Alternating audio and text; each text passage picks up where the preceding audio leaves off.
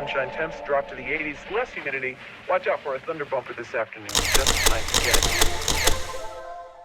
With the Barbie movie coming out in less than 2 weeks, this iconic doll has taken the nation by storm. I was at the local Canadian Toys R Us and verified that I am not a big fan of this Margot Robbie face-up.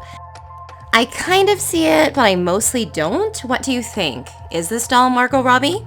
I see the resemblance here, but I'm just not seeing it. So instead of spending at least $134, I turned my vintage Barbie into Margot Robbie. We all saw these iconic looks at the start of the movie Frenzy, so maybe I'm late to the party, but being in this hobby, hoping to improve my sewing skills, and lately obsessing over 80s 90s Barbie, I took this as a fun opportunity to bond with Barbie and get better at stitch-in doll wear. I love Facebook Marketplace because I always seem to find exactly what I need at the right time, and this Corvette is bangin'. I gave it a good scrub with dish soap and a strong hose down. The owner didn't have the remote, so I probably will cut off the antenna. As I was hunting down its year online, I found out that it is a 2001 release and then added 2 more 80s Corvettes to my wish list. I painted over her blue eyes to make them brown, which was one of the most stressful things. I have so much respect for face-up artists who work with Barbie and dolls with smaller faces, because damn, it is precise. Because I'm not an expert at sewing, I didn't think I could share many tips or do a tutorial, but I will say that I learned a lot along the way. I like to experiment and learn things on my own. Official patterns seem intimidating, but there's so many great videos on YouTube for sewing. If you have patience, I know you can learn too. I went between hand stitching and using the machine. Depending on the fabric, this hot pink linen was really thin. I was scared to move it through the foot pedal. It took me 2 tries. The first one was a total bust. So instead of making 4 panels, I winged a pattern from studying her torso and shaping samples to her upper half. Somehow this one turned out okay. I think denim, which I couldn't find, would have been easier to put through the machine, but maybe harder to shape around the body, which is what I did for the pants. I thought this top would be more challenging, but if you study tutorials and clothes themselves, you can learn a lot that way too. I pulled myself away from the sewing to restore thrifted Barbies, scope out 80s dolls, and get that doll play therapy time in. I actually would have not done this video at all if I hadn't scored these 4 vintage Barbies, including this Western girl who came with the white hat. I thrifted some 80s wearable arts, and then I got to prepping my platinum blondie. I chose her for her hair and movable arms. Out of everything, this was the most tedious, but I didn't have to spend $100 for a pink Western Barbie doll. Here is the reference photo of Margot Robbie that I used.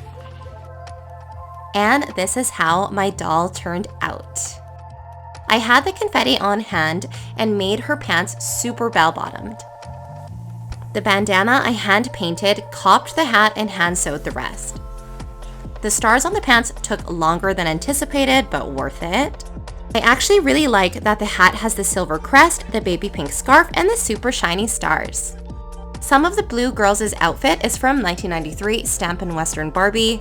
I think the white hat is from another Western Barbie. And wait a minute, I thought the dress had a belt buckle. I noticed 2 designs. I opted for the one with the bow. 9 months later, took out these accessories from the 80s Barbie salon. The real ones remembered this video. The back is okay. I can see where I can improve. I made the necklace from ribbon and dollar store beads. And in case you were wondering why it's just her from the knees up, her flat feet didn't fit anything. Okay, so I didn't buy the $80 convertible, but I did get cream interiors for Barbie's ride, and for a 2001, it's pretty mint. I couldn't find the right shade of blues for her headband, and I chose this blue and white striped fabric that I already had. Although the blue is not the right shade and the stripes are a bit thick, I still love her, and I think she's about her new fit and ride too.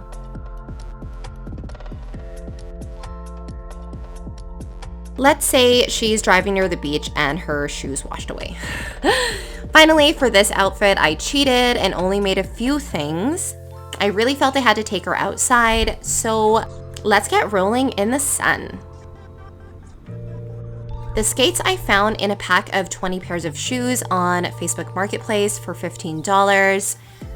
The bodysuit and tights from a thrifted Barbie I got for $3. Earrings I took off a thrifted doll I sold 9 months ago. I painted them neon green. Painted a Leica visor I had. I didn't seal them just in case I wanted to change them back. I had a lot of fun and gained some practice. Which style would you most likely wear? For me, it's this one. I love half-up ponytails, and personally, neon pink and neon green go really well together and pop.